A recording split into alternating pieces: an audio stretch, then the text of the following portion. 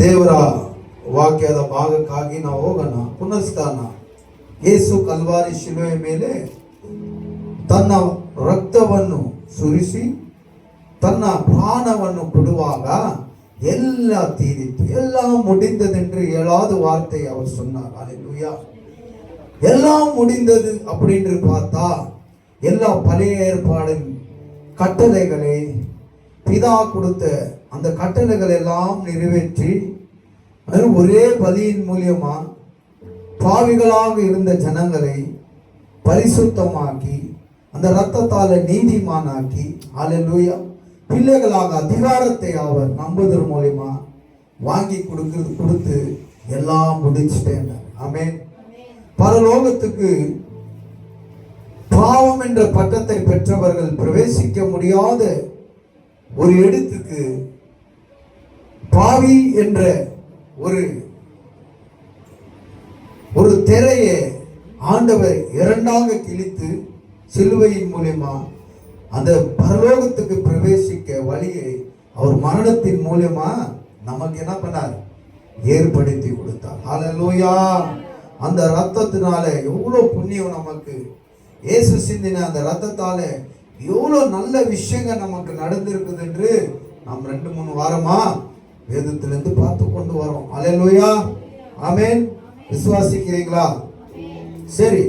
இயேசு சகலமும் மனிதர்களுக்காக, மனிதனுடைய பாவத்துக்காகவும் சாபத்துக்காகவும் நித்திய நரகத்திலிருந்து மீட்டு நித்திய ஜீவனுக்கு கொண்டு போகும்படியா அவர் சிலுவையில அவருக்கு கொடுத்த பிதா கொடுத்த பொறுப்பை அவர் முழுமையா நிறைவேற்றி எல்லா தீர்க்கதரிசிகள் சொன்ன வார்த்தைகளை அவர் நிறைவேற்றி முடிச்சார் என்று நம்புகிறவர் கரங்களை தட்டி தேவனுடைய நாமத்தை மகிழ்ச்சி.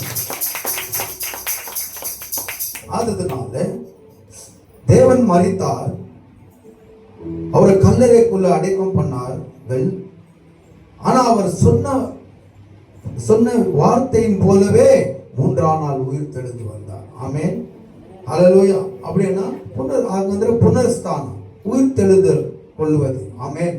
இனி கிறிஸ்துவுக்குள் இருக்கிற யாவரும் மரித்து போனா அவர்களும் உயிர் தெழுவார்கள் என்று நம்பிக்கையே இயேசு தன்னுடைய உயிர் தெழுதல் மூலியமா நமக்கு விசுவாசத்தை கொடுத்திருக்கிறார். ஆமென். சொல்லுவோமா?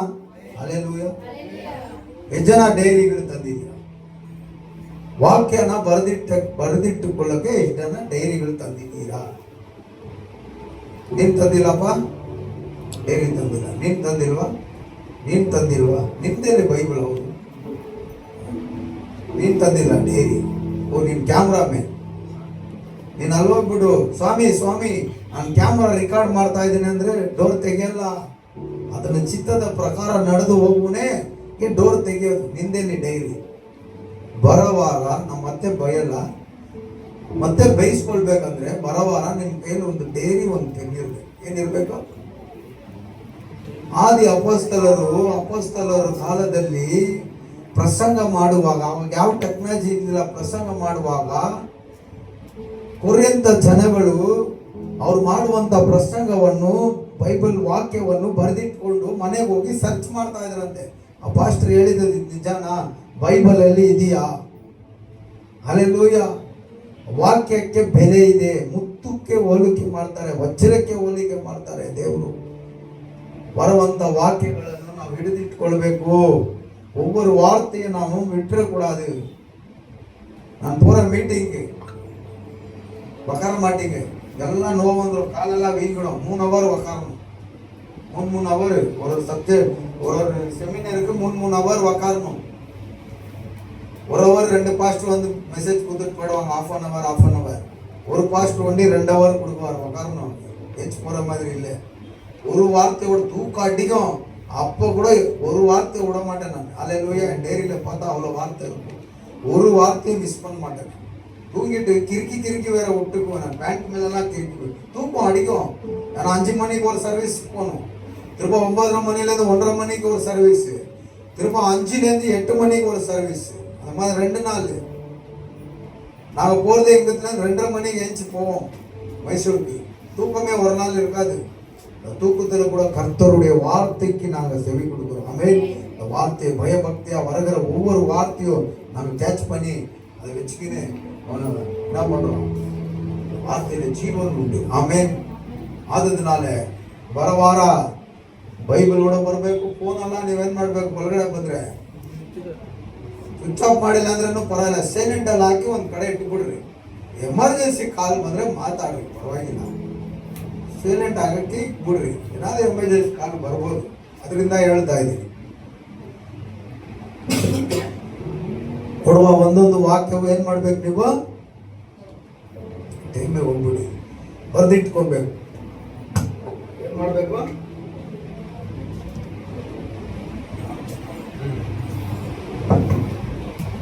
ಸರಿ. ಹಲ್ಲೆಲೂಯಾ. ಯೇಸುವಿನ ಪುನರ್ಸ್ನಾನದ ಬಗ್ಗೆ ನಾವು ನೋಡೋಣ. கர்த்தருடைய உயிர்த்தெழுந்ததை பத்தி நம்ம பார்க்கணும். நம்ம பார்த்தோம், யோசப் என்ற ஒரு மனுஷன் அவன் பெரிய பணக்காரனா இருந்தான். அவன் இயேசுவுடைய சிஷ்யனா இருந்தான். இயேசுவுடைய அந்த சரீரம் வேணும் என்று, மரித்து போன அந்த சரீரம் வேணும் என்று பிலாத்து கிட்ட போய் அவன் என்ன பண்ணான்? கேட்டுக்கணும், இந்த சரீரம் எங்களுக்கு வேணும், அடக்கம் பண்ணணும் அப்படின்ட்டு பிலாத்து கிட்ட கேட்கும்போது பிலாத்து லெட்டர் எழுதி கொடுத்தாரு. அந்த லெட்டர் சிப்பாயோட அந்த சிலுவையில் மரித்த அந்த இயேசுவின் சரீரத்தை இறுக்கி சுத்தம் பண்ணி வெள்ளை காட்டன் துணியில அதை சுற்றி யாரையும் அது வரைக்கும் பொதிக்காத அந்த கல்லறைக்குள்ள கொண்டு போய் இயேசுவை வைத்தார்கள். அல்லேலூயா. இயேசுவை வைத்து வாரத்தின் முதல் நாள் மத்லிகா மரியாளும் இன்னொரு வேற ஒரு மரியாளும் தூபம் வர்ணத்தை போடுறதுக்காக, சாம்பிராணி போடுறதுக்காக கல்லறை ஆண்ட வந்தார்கள். பார்த்தா கல்லறை திறக்கப்பட்டிருந்தது. உள்ள இயேசுடைய பாடி இல்லை. பயந்துன்னு ஓடுனாங்க. சீசருக்கு சொன்னாங்க. சீசர்களும் ஓடி பார்த்தார்கள், பாடி இல்லை. அந்த மாதிரி மத்தாயா, மார்க், லூக், யோவான் 4 புஸ்தகத்திலே, சுவிசேஷ புஸ்தகத்தில் 4 விதமான சீஷர்கள் கண்ட தரிசனத்தை 4 விதமா இருக்குது. ஒரு இடத்துல இவங்க பெனாத்தின்னு வராங்க. ஐயோ, அந்த கல்லை நமக்கு யார் விட்டுறா? அவ்வளவோ பெரிய கல்லுக்குது கல்லறைக்கு, இதை யார் உருட்டி போடுவா? அப்படி பெனாத்தின்னு வரும்போது அந்த பெனாத்தலுக்கு மூலமா வரும்போது கிட்ட பார்த்தா கல்லை உருட்டி தேவதூதன் உக்காந்துக்கிறத பார்க்குறாங்க. இன்னொரு இடத்துல வராங்க. ஐயோ, சாமியை எடுத்துன்னு போயிட்டு இருக்கிறாங்க குருவை. அங்கே வெளியே பார்த்தா வெல்வஸ்திரத்தை தரித்து ஒருத்தர் இருக்கிறாரு.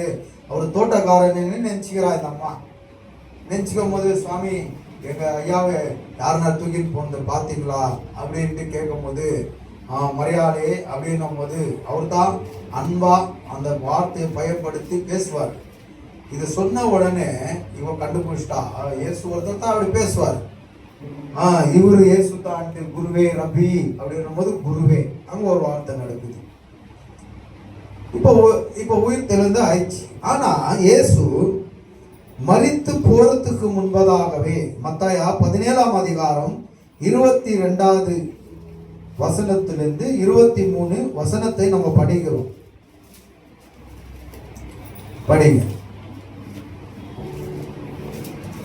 மத்தாயா 17ನೇ ಅಧ್ಯಾಯ 22ರಿಂದ 23 ವಚನ ಓದಿ.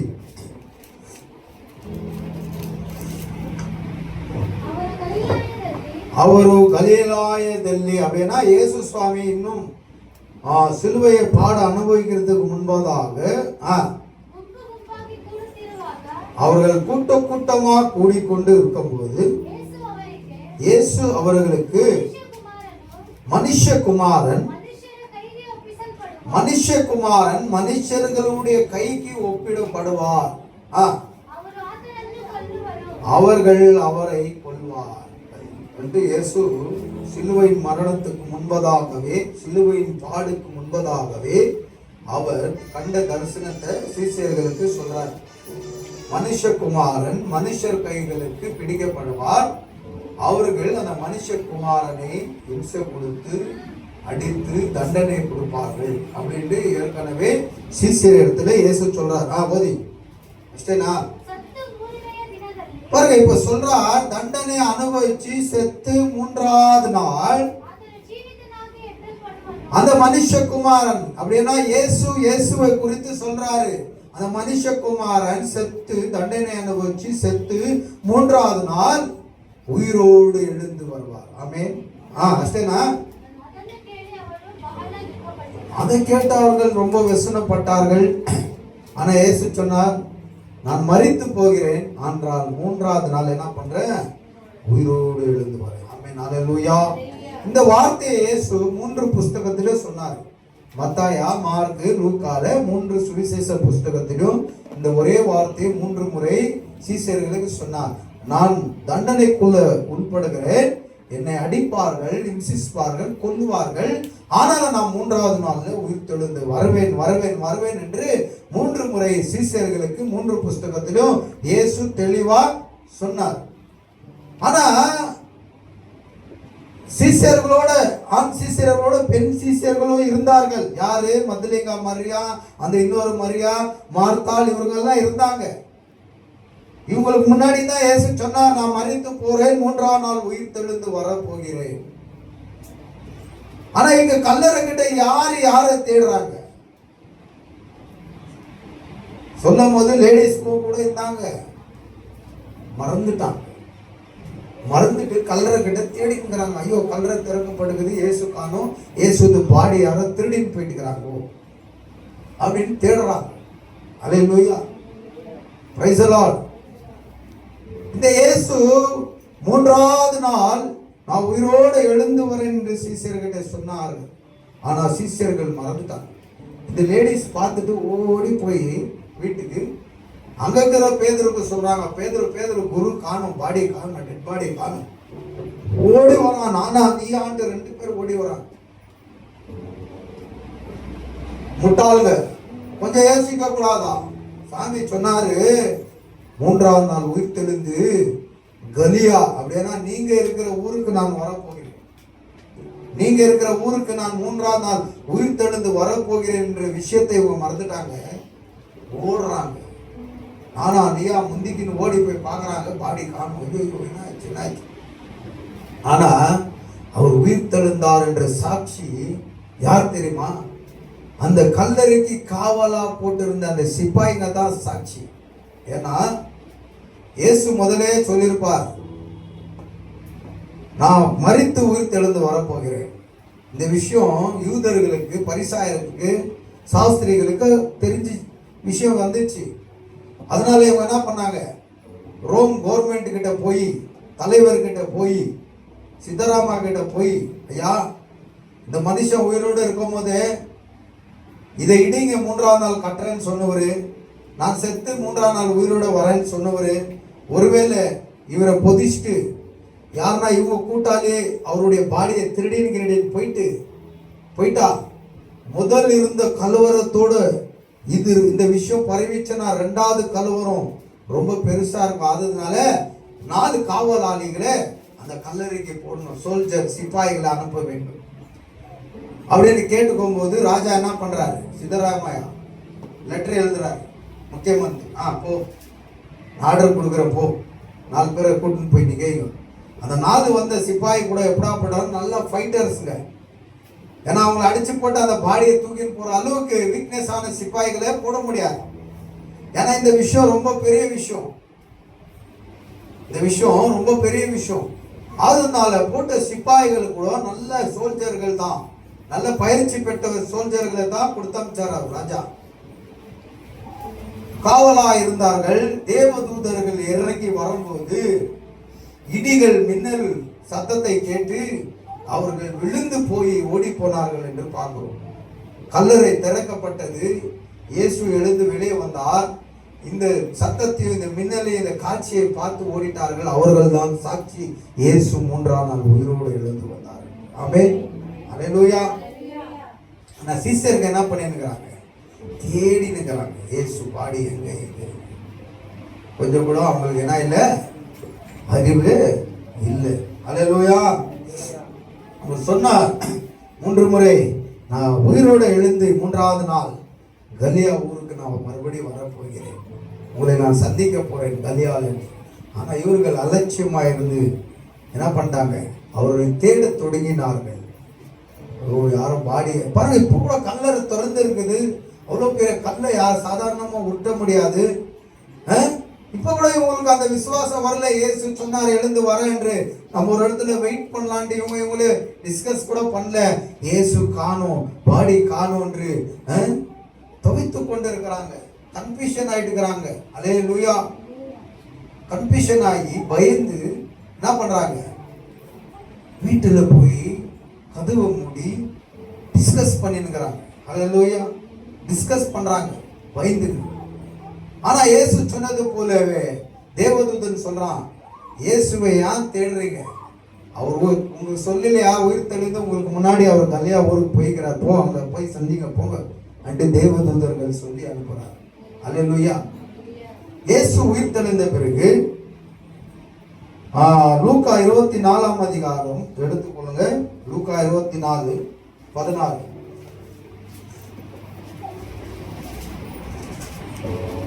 லூக்கா 24:16 இருந்து நம்ம படிக்கிறோம்.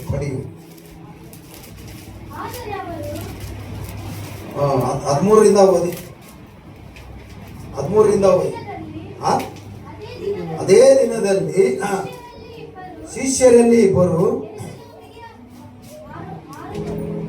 ಯೆರೂಸಲೇಮಿಗೆ 6.5 ಮೈಲು ದೂರದಲ್ಲಿದ್ದ ಎಮ್ಮಾನೂರಿಗೆ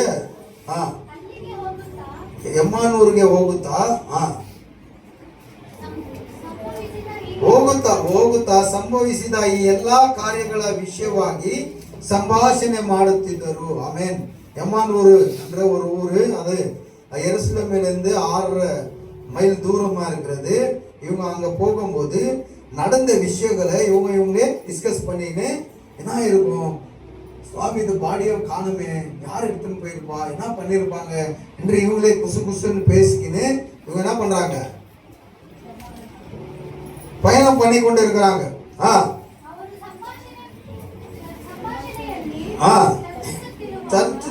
ಚರ್ಚಿಸುತ್ತಿರುವ ಡಿಸ್ಕಸ್ ಮಾಡುತ್ತಿರುವಾಗ ಯೇಸು ತಾನೇ ಹತ್ತಿರಕ್ಕೆ ಬಂದು ಅವರ ಜೊತೆಯಲ್ಲಿ ಹೋದನು. அல்லேலூயா. உயிர் தெழுந்து வந்த இயேசு அவங்க கூட போறாரு. ஆனா அவரை இயேசு என்று கண்டுபிடிக்க முடியல. ஏன்னா உயிர் தெழுந்த பிறகு மனுஷனுடைய உருவமே வேறு விதமா மாறுது. அடையாளம் கொஞ்சம் கண்டுபிடிக்க முடியாது உயிர் தெழுந்த பிறகு. இன்னைக்கு நீ நானும் உயிர் தெழுந்து போகிறோம். ஆனா உயிர் தெழுந்த பிறகும் நம்ம முகமும் நம்ம சரீரமும் இப்படிதான் இருக்கும். ஆனா அது பழைய சரீரமா இருக்காது, அது மகிமையின் சரீரமா இருக்கும். ஆமென். இயேசு உயிர் தெழுந்த பிறகு அவருடைய சரீரம் மகிமையின் சரீரமா மாறினது. அதனால கூட இருந்த சீஷர்கள் இயேசுவை கண்டுபிடிக்கவே முடியல.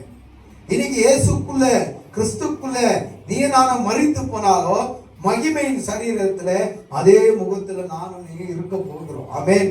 அதனால தான் உதாரணத்துக்கு இயேசு சொன்னார், ஒரு பிச்சைக்காரனும் ஒரு பணக்காரனும் இறந்து போனான். பணக்காரன் அடுத்த ஆராதனை ஆச்சு நல்லபடியா, அவன் ஆத்மா நரகத்துக்கு போச்சு, பாதாளத்துக்கு போச்சு. ஆனா பிச்சைக்காரனுக்கோ அடுத்த ஆராதனை யாரும் பண்ணல. அவன் பாடிய பொதிச்சாங்களோ இல்ல விசிறாச்சாங்களோ யாருக்கும் தெரியாது. ஆனா அவனுடைய ஆத்மா தேவனுடைய ராஜ்யத்தின் பரதேசில ஆபிரகாமுடைய மடியில போய் விழுந்தது. தேவதூதர்கள் கொண்டு போய் வைத்தார்கள். இங்க பாதாளத்தில் இருக்கிற பணக்காரன் கண்களை ஏறெடுத்து பார்க்கும்போது அந்த பிச்சைக்காரன் லாசரை நோக்கி பார்க்கலாம். அப்போ அதனுடைய அர்த்தம் இதுல நம்ம தெரிஞ்சுக்கலாம், நான் மரித்து போனாலும் நான் மரித்து உயிர் தெழுந்த பிறகும் நம்முடைய சரீரங்கள் நம்முடைய முகங்கள் இப்ப எப்படி இருக்குதோ அப்படித்தான் இருக்கும். ஆனா அது மகிமையின் சரீரமா மாறும். அந்த லாசரு பிச்சைக்காரன் குஷ்டரோகியாய் நாம் உடம்பெல்லாம் புண்ணா இருந்தது. புண்ணோட அவன் தேவனுடைய ராஜ்யத்துல இருக்கிற இல்ல கிழிஞ்ச துணியோட அவன் அங்க இருக்கல. வெள் வஸ்திரத்தை தரித்தவனாக அழகுள்ளவனாக மாறினான். அதோட அர்த்தம் என்னன்னா, இந்த பூமியில சரீரத்துக்கு இருக்கிற வியாதி பலவீனம் அந்த மகிமையின் சரீரத்துக்கு கிடையாது என்ற அர்த்தம். அல்லேலூயா. எத்தனை பேர் அந்த மகிமையின் சரீரத்தை பெற்றுக்கொள்ள ஆசைப்படுவார்கள்? அல்லேலூயா. அதை நாம் எதிர்பார்க்கிறவர்களாக காணப்படணும். என்ன பண்ணோம்? மகிமையின் சரீரத்தை நானும் பெற்றுக்கொள்ள வேண்டும். என் கர்த்தர் வருகையை நானும் காண வேண்டும். என் சேனைகளின் கர்த்தரை என் கண்களால பார்க்க வேண்டும், நானும் அவரை துதிக்க வேண்டும். சேனைகளின் கர்த்தர் பரிசுத்தர் என்று சொல்லி நானும் அவரை கனப்படுத்த வேண்டும். அவர் வருகைக்காக நான் ஆயத்தப்பட்டவனாக காணப்பட வேண்டும். ஆமென். ஹல்லேலூயா. Praise the Lord. அப்போ இந்த சீசர்கள் பேசிக்கொண்டு வந்து கொண்டிருக்கும் போது இவங்களே குசு குசு குசுன்னு பேசின்னு வரும்போது இயேசு அவர்கள் மத்தியிலே வந்தார். அப்புறம் பாருங்க, ஆனாலும் இயேசு என்று அவர்கள் அவரை அடையாளம் கண்டுபிடிக்க முடியல. அப்போ ஒரு மனுஷன் மரித்து உயிர்த்தெழுந்த பிறகு அவனுடைய சரீரம் முகமும் அப்படியே இருந்தாலும் மகிமையின் சரீரத்தினாலே வந்தான் என்று கண்டுபிடிக்க முடியல. ஏன்னா இயேசு ஆண்டவர் கூட உயிர்த்தெழுந்த பிறகு இவர்தான் இயேசு என்று சீசர்களால கண்டுபிடிக்க முடியல. படிச்சுட்டு போங்க. அவர்கள் கண்கள் மூடப்பட்டது போல காணப்பட்டது. அவர் அவர்களை நீங்க இந்த வழியா போய் நீங்க டிஸ்கஸ் பண்ணி பேசுற விஷயம் யாரை குறித்தது என்று இயேசுவே கேட்கிறார்.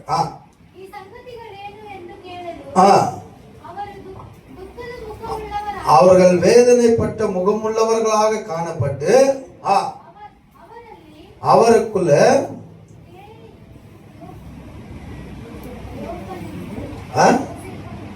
ಎಷ್ಟನೇದು ಏನು ಹೇಳ್ತಾರೆ, ಅವರಲ್ಲಿ ಕ್ಲೋಯೋಪನ್ ಎಂಬವನು ಆತನನ್ನು ಪರಸ್ಥಳದಲ್ಲಿ ಇರುವವರಿಗೂ ಈ ದಿವಸಗಳಲ್ಲಿ ಅದರೊಳಗೆ ನಡೆದಿರುವ ಸಂಗತಿಗಳು ಗೊತ್ತಾಗಿರಲಾಗಿ ನಿಮಗೆ ಮಾತ್ರ ಗೊತ್ತಿಲ್ಲವೋ என்று கேளலோ. என்ன சொல்றாங்க, எருசலேமில் நடந்த விஷயம் உங்களுக்கு தெரியாதா? இயேசுவிட்டே சொல்றாங்க. ஏன்னா விஷயம் நீங்க பேசிட்டு போறதுன்னா இவங்க துக்கம் உள்ளவர்களாக எருசலேமில் நடந்த விஷயம் எல்லாம் உனக்கு தெரியாதா? நீ இந்த ஊர்க்காரன் தானே, அங்க என்னென்ன நடந்துச்சு, முதானத்து என்னென்ன நடந்துச்சு உனக்கு தெரியாதா அப்படின்னு கேட்க ஆரம்பிக்கிறாங்க. அவர் அவர்களை எந்த விஷயத்தை என்று கேட்டார். அதற்கு அவர் நசரேத்தினான இயேசுவின் விஷயம் சொன்னார்கள்.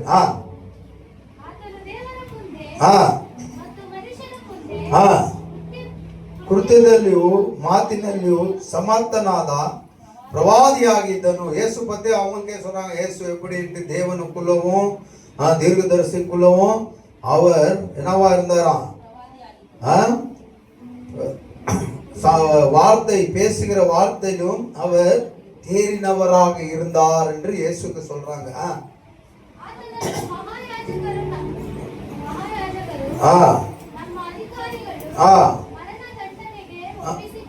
ஒப்பிசிக்கொண்டு எங்க அதிகாரிகள் மகா ஆசாரியர்கள் எல்லாம் சேர்ந்து மரண தண்டனைக்கு இயேசுவை என்ன பண்ணாங்க, சிலுவைக்கு போட்டார்கள். நாங்களோ இஸ்ரேல் ஜனங்களை விடுவிக்கிற அவரே என்று நாங்கள் நினைத்து கொண்டிருந்தோம். ಇದು ಮಾತ್ರವಲ್ಲದೆ ಆ ಕಾರ್ಯಗಳು ನಡೆದು ಇವತ್ತು ಮೂರನೆಯ ದಿನ, இந்த 3 நாள் ஞாபகம் வச்சிருக்கிறாங்க. 3வது நாள் உயிர் தெழுந்து வருவேன்ற விஷயத்தை ஞாபகம் வச்சுக்கலையோ. அல்லேலூயா. இயேசுக்கு சொல்றாங்க, இயேசுக்கு என்னெல்லாம் நடந்துச்சுட்டு கரெக்டா சொல்றாங்க. ஆனா இயேசு சொன்னதை இவங்க மறந்துட்டு இருந்தாங்க. அப்புறமா ஆதரு நம்மளி சில ஸ்திரீகள் அதிகாலை நேரத்துல சமாதியின் வழியாக போய் அவருடைய சரீரத்தை காணாமல்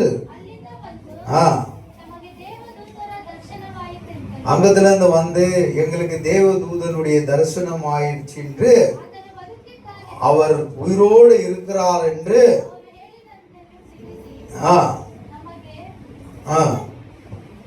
அவர் உயிரோடு எழுந்திருக்கிறார் என்று சொல்லி எங்களுக்கு ஆச்சரியப்படுற அளவுக்கு அவங்க வந்து எங்களுக்கு சொன்னார்கள் அப்படின்ட்டு இயேசு கிட்ட சீஷர்கள் சொல்றாங்க.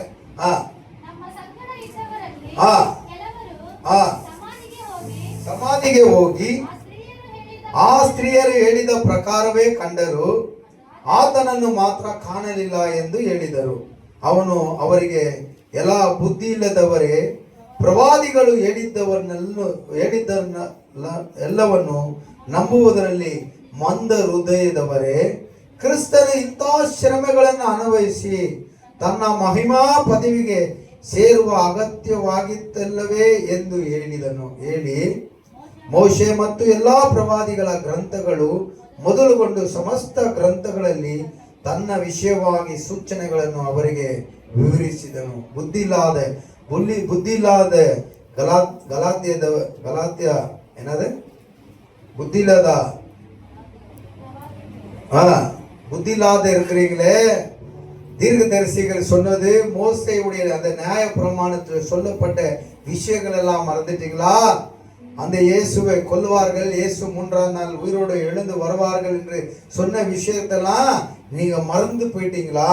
என்ன இயேசுவை குறித்து வேதம், பழைய ஏற்பாடின் வேதம் சொல்லி இருக்கிறதே, அது எல்லாத்தையும் மறந்துட்டீங்களா அப்படின்ட்டு இயேசு சொல்ல ஆரம்பிக்கிறார். சொல்லி அவர்களுக்கு ವಿವರಿக்கும் போது ಅವರು ಹೋಗುತ್ತಿರುವ ಹಳ್ಳಿಯ ಸಮೀಪಕ್ಕೆ ಬಂದಾಗ ಆತನು ಇನ್ನು ಮುಂದಕ್ಕೆ ಹೋಗುವಂತೆ ಕಾಣಿಸಿದನು. ಆದರೆ ಅವರು, நம்ம ಸಂಗಡ ಇರು, ಸಂಜೆವಾಯಿತು, இருட்டாயிடுச்சு, இனிமே நீங்க எங்க போறீங்க, வழி இருட்டின் வழியில போக முடியாது, அதனால நீங்க என்ன பண்ணுங்க, இன்னைக்கு எங்க கூடவே இருங்க, நாளை காலையில் எழுந்து போங்க என்று வழிகாட்டாயம் பண்ணி என்ன பண்றாங்க, கொண்டு போயிட்டாங்க வீட்டுக்கு இயேசுவை. ஆனா இயேசுன்றது தெரியாது. அப்புறம்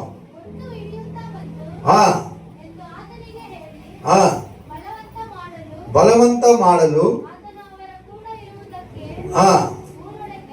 ಊರೊಳಕ್ಕೆ ಹೋದನು. ಆತನು ಅವರ ಸಂಗಡ ಊಟಕ್ಕೆ ಕೂತುಕೊಂಡಾಗ ರೊಟ್ಟಿಯನ್ನು ತೆಗೆದುಕೊಂಡು ಸ್ತೋತ್ರ ಮಾಡಿ ಮುರಿದು ಅವರಿಗೆ ಕೊಡುತ್ತಿರಲಾಗಿ ಅವರ ಕಣ್ಗಳು ತೆರೆಯಲ್ಪಟ್ಟವು. அல்லேலூயா. அது மட்டும் இயேசுன்று தெரியாத மூடப்பட்ட கண்கள் ரொட்டியை பிற்று அவர் கொடுக்கும் போதுதான் அவர்களுடைய கண்கள் திறக்கப்பட்டது. ஏன்னா இயேசு சிலுவையின் மரணத்துக்கு போறதுக்கு முன்னாடி காட்டி கொடுக்கப்பட்ட இரவு நேரத்தில் அவர் ரொட்டியை பிற்று இது என்னுடைய சரீரம் என்று கொடுத்தார். திராட்சை ரசத்தை எடுத்து இது ஒரு புதிய உடன்படிக்கைக்காக, பழைய உடன்படிக்கை உங்களால நிறைவேற்ற முடியாது. பழைய உடன்படிக்கை பாவத்தின் சம்பளம் மரணம். நீங்க பாவிகள், அதனால உங்க பாவம் விசுவாசத்தினால மன்னிக்கப்படுது. ஆனா நீங்க பாவி என்ற ஒரு சர்டிபிகேட் வாங்கி இருக்கிறீங்க. அதனால அந்த சர்டிபிகேட்டை நான் என்ன பண்றேன், சிலுவையின் மூலியமா அறுத்து போடுற, பிச்சு போடுற. இனி நீங்க பாவி இல்ல, நீதிமான், பரிசுத்த சந்ததி என்று பெயர் கொடுக்கப்படும். அதனால ஒரு புதிய ஒப்பந்தத்தை உங்களுக்குள்ள கொண்டு வர என்று அவர் ரத்தத்தையும் அந்த திராட்சை ரசத்தை எடுத்து இது ஒரு புதிய ஒப்பந்தத்துக்கான ரத்தம் என்று சொல்றார். ரொட்டியை எடுத்து இது ஒரு புதிய ஒப்பந்தத்துக்காக சரீரம் என்று சொல்றார். அப்போ ஞாபகம் வரல, அவர் சிலுவையில மரித்து தன்னுடைய உயிரை விடும்போதுதான் சரீரம் ரத்தம் என்றா என்ன என்று புரிந்து கொண்ட சீஷர்களுக்கு இப்போ மீண்டும் அவர் என்ன பண்றாரு, சரீரத்தை பிக்கிறார். அப்படின்னா ரொட்டியை பிச்சு அவர்களுக்கு கொடுக்கும் போது அவர்களுடைய கண்கள் திறக்கப்பட்டது. அப்புறம் ಅವರು ಆತನ ಗುರುತನ್ನು ಹಿಡಿದರು, ಆತನು ಅವರ ಕಣ್ಣಿಗೆ ಮಾಯವಾದನು. ಆಗ ಅವರು ಒಬ್ಬರಿಗೊಬ್ಬರು ಆತನು ದಾರಿಯಲ್ಲಿ ನಮ್ಮ ಸಂಗಡ ಮಾತನಾಡಿದಾಗಲೂ ಗ್ರಂಥಗಳ ಅರ್ಥವನ್ನು ನಮಗೆ ಬಿಚ್ಚಿ ಹೇಳಿದಾಗಲೂ நம்ம ஹிருதயவு நம்மளு குதித்தல்லவே என்று ಹೇಳಿಕೊಂಡರು. அவர் வழியில சொல்லிக்கொண்டு வரும்போதே, வேதத்தின் வார்த்தைகளை சொல்லிக்கொண்டு வரும்போதே அவங்க இருதயம் துள்ளி குதித்ததாம். இங்க இப்ப ஞாபகம் வருது. அதுக்குள்ள அவர் என்ன பண்ணிட்டாரு, அப்படியே மறுரூபமா போயிட்டார் அவரு. அல்லேலூயா. இன்னொரு நாள் அவர் சீஷர்கள் வீட்டின் அறையில் இருக்கும்போது கதவு மூடப்பட்டிருந்தது. அவர்கள் நடுவில் வந்து நின்று உங்களுக்கு சமாதானம் உண்டாகுவதாக அப்படின்னு சொன்னார். அல்லேலூயா. Praise the Lord. அப்புறமா அவர் அநேக 40 நாள் அவர் அநேக சீஷர்களுக்கு தன்னை வெளிப்படுத்தி கொண்டார். பரலோக ராஜ்யத்தின் விஷயங்களை சீஷர்களோடு அவர் என்ன பண்ணார், டிஸ்கஸ் பண்ணி கொண்டே வந்தார். அதனால அன்பான தேவ ஜனமே, அன்பான தேவ ஜனமே, ஒரு மனுஷன் மரித்தா அவன் உயிர் தெழுந்தா அவனுடைய சரீரம் மாறுமா, அவனுடைய ரூபம் மாறுமா அப்படின்னு பார்த்தா கண்டிப்பா மாறும். அதே சரீரம், அதே முகம் ரூபம் இருக்கும். ஆனா மகிமையின் சரீரத்துக்குள்ள வரும்போது கொஞ்சம் அடையாளத்தை கண்டுபிடிக்க முடியாது. அதே போலதான் இயேசுவை அவர்கள் கண்டுபிடிக்க முடியல என்று பார்க்கணும். பாருங்க, இந்த யோபு புஸ்தகத்துல 16ஆம் அதிகாரம் 14வது வசனத்துல யோபு இப்படியாக பேசுறார். என்னன்னு பேசுறார் என்று நம்ம பார்க்கும்போது, யோபு 14 போதி, ಒಬ್ಬ ಮನುಷ್ಯನು ಸತ್ತು ಪುನರ್ಸ್ಥಾನ, ಒಬ್ಬ ಮನುಷ್ಯನು ಸತ್ತು ಪುನಃ ಬದುಕುತ್ತಾ ಆಗುತ್ತಾ ಹಂಗಿದ್ದ. ಯೋಬು 14 ಒಬ್ಬ ಮನುಷ್ಯನು ಸತ್ತು ಪುನಃ ಬದುಕಾನೆ. ಹಾಗಾಗುವುದಾದರೆ ನಮಗೆ ಬಿಡುಗಡೆಯಾಗುವವರೆಗೆ ನನ್ನ ವಾದಿಯ ದಿನಗಳೆಲ್ಲ ಕಾದುಕೊಂಡಿರುವೆ. ಅದು ಬೇಡ. ಒಬ್ಬ ಮನುಷ್ಯನು ಸತ್ತು ಪುನಃ ಬದುಕಾನೆ. ಒಬ್ಬ ಮನುಷ್ಯನು ಸತ್ತೋಗ್ತಾನೆ ಮತ್ತೆ ಬದುಕ್ತಾನ ಅಂತ ಅವನ ಪ್ರಶ್ನೆ. ಅಲ್ಲೆಲ್ಲೂಯ. ಆದರೆ ನಮಗೆ ಆನ್ಸರ್ ಏನು ಗೊತ್ತಾ? ಅವನು ಸತ್ತರೂ ಬದುಕುತ್ತಾನೆ ಎಂಬುದೇ ಆನ್ಸರ್. ಆಮೇಲೆ ಅಂತ ಹೇಳೋಣ. ಯೇಸು ಹೇಳಿದ್ರು, ಅವ ನೀತಿವಂತನು ನಂಬಿಕೆಯಿಂದ ಬದುಕುತ್ತಾನೆ. ಒಂದೇ ಸತಿ ಸಾಯೋದು, ಆಮೇಲೆ ನ್ಯಾಯ ತೀರ್ಪು. ಅವ ಮನುಷ್ಯನ ಇಲ್ಲಿ ಭೂಮಿಯಲ್ಲಿ ಸತ್ತರೇನು ಅವನು ಮತ್ತೆ ಬದುಕಿಕೊಳ್ಳುತ್ತಾನೆ ಅಂತ ಭರವಸೆ ಯೇಸು ಸ್ವಾಮಿ ನಮಗೆ ಕೊಟ್ಟಿದ್ದಾರೆ. ಯಾಕಂದ್ರೆ ಕ್ರಿಸ್ತ ಹೇಗೆ ಸತ್ತು 3ನೇ ದಿನ ಜೀವಂತವಾಗಿ ಎದ್ರು, ಅದೇ ರೀತಿ ಕ್ರಿಸ್ತನಲ್ಲಿ ಇರುವವನು ಸತ್ತರು ಬದುಕಿಕೊಳ್ಳುತ್ತಾನೆ ಅಂತ ಯೇಸು ನಮಗೆ ಭರವಸೆ ಕೊಟ್ಟಿದ್ದಾರೆ. ಯೋಬನ ಪ್ರಶ್ನೆ ಏನಾಗಿತ್ತಂದ್ರೆ, ಒಬ್ಬ ಮನುಷ್ಯನು ಸತ್ತು ಮತ್ತೆ ಅವನು ಬದುಕಿಕೊಳ್ತಾನ, ಮರಣ ಹೊಂದಿದ ದೇಹ ಏನಾಗುತ್ತೆ ಅಂತ ನಾವು ನೋಡುವಾಗ ಅನೇಕ ವಿಧದಲ್ಲಿ ಮರಣ ಹೊಂದ್ಕೊಳ್ತಾರೆ. ಕೆಲವರು ಆಕ್ಸಿಡೆಂಟ್ ಆಗ್ಬಿಡ್ತದೆ, ಕೆಲವರು ಹೇಗೋ ಆಗ್ಬಿಡ್ತದೆ. ಆದ್ರೆ ಪ್ರತಿಯೊಬ್ಬರ ದೇಹ ಏನಾಗುತ್ತೆ, ಸತ್ರೆ ಅವ್ರು ಮತ್ತೆ ಬದುಕಿ ಬರ್ತಾರ ಅದೇ ದೇಹದಲ್ಲಿ ಅಂತ ನಾವು ನೋಡುವಾಗ ಖಂಡಿತವಾಗಿ ಅದೇ ರೀತಿಯಾಗಿ ಅವರು ಬದುಕಿಕೊಳ್ಳುತ್ತಾರೆ. ಯಾರವರು? ಯೇಸುನ ನಂಬಿದವರು. ಯಾರವರು? ಯೇಸುಗಾಗಿ ಜೀವಿಸುವರು. ಯಾರವರು? ಯೇಸುವನ್ನ ನಂಬಿ ಯೇಸು ಬರೋವರೆಗೂ ಕಾದಿರ್ತಾರಲ್ಲ ಅಂತವರು ಸತ್ರೇನು ಅದೇ ದೇಹದಲ್ಲಿ ಅವರು ಮಹಿಮಾ ಶರೀರವನ್ನು ಹೊಂದಿ, ಅವರು ಅದೇ ರೂಪ ಮಹಿಮಾ ಶರೀರ ಹೊಂದಿ ಯೇಸು ರಾಜ್ಯದಲ್ಲಿ ಬದುಕಿಕೊಳ್ಳುತ್ತಾರೆ. ಹಲ್ಲೆಲೂಯ. ಅವರು ಪುನಃಸ್ಥಾನದಲ್ಲಿ ಹಾಗೆಯೇ ಇರುತ್ತಾರೆ. ಹೌದು, ಹಾಗೆಯೇ ಇರುತ್ತಾರೆ ಮಹಿಮೆಯ ಶರೀರದಲ್ಲಿ. ಹಲ್ಲೆಲೂಯ. Praise the lord.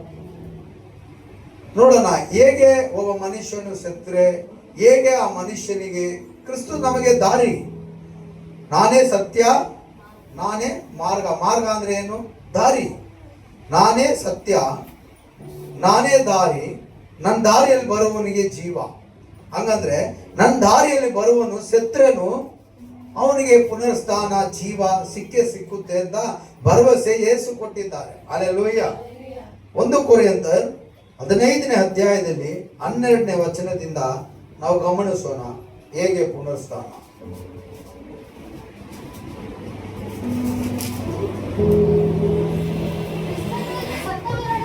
12 ಕ್ರಿಸ್ತನು ಸತ್ತವರಳಿಂದ ಎಬ್ಬಿಸಲ್ಪಟ್ಟನೆಂದು ಸಾರೋಣವಾಗುತ್ತಿರುವಲ್ಲಿ. ಹಾಗಾದ್ರೆ ನೋಡಿ, ಸಾರೋಣವಾಗುತ್ತಿರುವಲ್ಲಿ ಅಂದ್ರೆ ಹೇಳ್ತಾ ಇರುವ ವಿಷಯ. ಇವಾಗ ನಾವು ಹೇಳ್ತಾ ಇದೀವಿ, ಈ ವಾಕ್ಯಕ್ಕೆ ಬರೋಕ್ಕೆ ಮುಂಚೆ ನಾವು ಹೇಳಿದ್ರೆ ಯೇಸು ಸ್ವಾಮಿ ಸತ್ರು 3ನೇ ದಿನ ಪುನರ್ಸ್ಥಾನ ಹೊಂದಿಕೊಂಡ್ರು.